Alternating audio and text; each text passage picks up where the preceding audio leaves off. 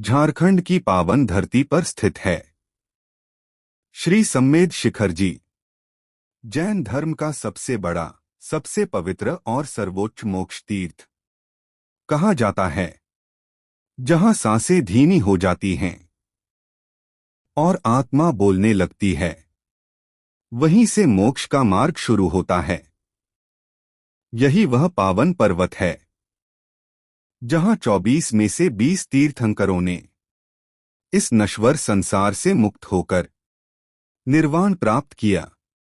इनमें प्रमुख हैं 23वें तीर्थंकर भगवान पार्श्वनाथ। इस कारण इसे जैन धर्म का प्रथम और सर्वोच्च मोक्ष स्थल भी कहा जाता है। लेकिन इस दिव्य गाथा में एक और नाम स्वर्ण अक्षरों में अंकित है, भगवान महावीर स्वामी। भगवान महावीर ने इस संसार को अहिंसा, सत्य, अपरिग्रह और करुणा का मार्ग दिखाया। उन्होंने कहा, मोक्ष बाहर नहीं, आत्मा के भीतर है। यद्यपि भगवान महावीर ने पावापुरी में निर्वाण प्राप्त किया, लेकिन सम्मेद शिखर जी उनकी शिक्षाओं का जीवंत प्रतीक बन गया। यहाँ की हर चट्टान, हर शिला, हर श्वास महावीर के उपदेशों को दोहराती है।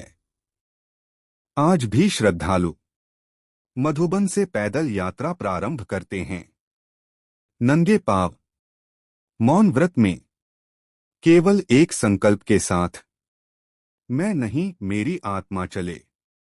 यह तीर्थ केवल पर्वत नहीं, यह त्याग की परीक्षा है। यह तप की प्रयोगशाला है। यह वही भूमि है जहां इच्छाएं गिरती हैं और आत्मा उड़ान भरती है।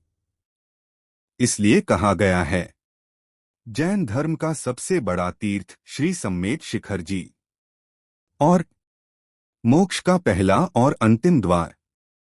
आपको यह दिव्य और पावन कथा आत्मा को छू गई हो तो कृपया श्री मां मेरी मां यूट्यूब चैनल को सब्सक्राइब करें।